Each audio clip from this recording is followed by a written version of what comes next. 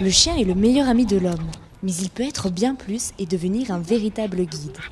Depuis 2001, l'association des chiens guides pour aveugles de Voipy éduque des labradors afin qu'ils puissent guider une personne déficiente visuelle.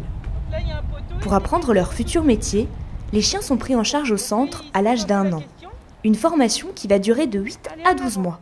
Il vient d'arriver, donc nous on a 1 mois pour voir comment se comporte le chien. Voir s'il n'y a pas de peur, s'il écoute en fait ce qu'on lui demande, si tout se passe bien. Là, il va rentrer en formation et on va lui apprendre donc à montrer un siège, à montrer une porte, éviter des voitures. Donc en fait, c'est une promenade, mais pendant cette promenade, on va lui demander des choses. En avant.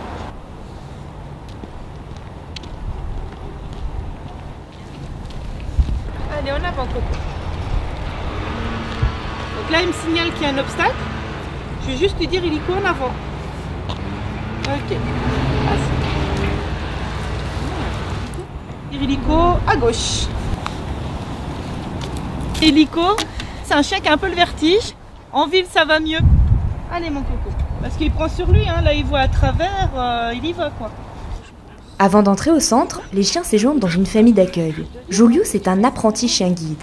Il vient d'être accueilli chez Jackie. Même s'il éduque des chiens depuis plus de 5 ans, la séparation avec l'animal, lors de son entrée à l'école, n'est pas toujours facile à vivre. Non, tu restes assis, ma fille. Je vais vous dire tout de suite, j'ai mal au cœur. Mais quand on voit le bonheur de la personne qui reçoit le chien l'année d'après, c'est rien à côté de la douleur qu'on a.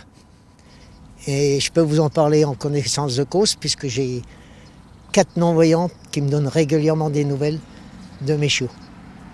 Alors c'est un bonheur complet. Depuis près de 6 ans, Johan est guidé par Corail. Le déficient visuel ne choisit pas son chien, c'est l'éducateur qui va créer le binôme. Quand l'éducateur éduque son chien, il commence à avoir une idée bien précise du caractère du chien. Et en parallèle, il connaît mon dossier. Donc il sait, par exemple, si je suis une personne petite ou grande, si j'ai une allure de marche plutôt lente ou au contraire rapide. Et en fonction de ça, en fonction des dossiers des déficients visuels, en fonction de la connaissance du caractère et de l'attitude de son chien, il va créer le couple.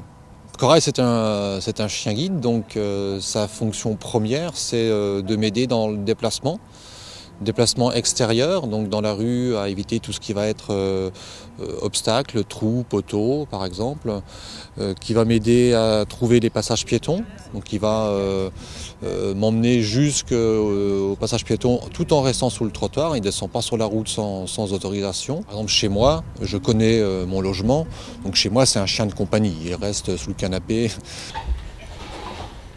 Donne le siège. Les moniteurs utilisent un appareil sonore pour entraîner le chien. Bien. On lui donne une croquette. Et après, avec le non-voyant, par la suite, au début, il y aura le bien et la croquette. Et après, il n'y aura plus du tout de croquette. Allez, donne la porte.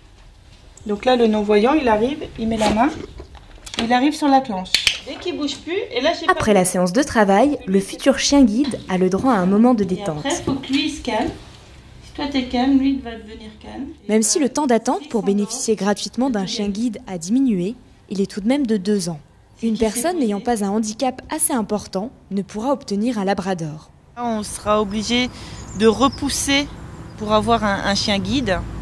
Dire non à une personne, c'est compliqué, surtout quand on lui dit qu'elle a trop de vision, en fait. Après 8 à 10 années de métier, le chien guide a droit à une retraite. On a des familles d'adoption qui adoptent les chiens ou alors ils restent avec le déficient visuel ou c'est la famille du déficient visuel qui adopte le chien. 70 chiens guides ont été éduqués à Voipy et 30 chiens sont actuellement en formation.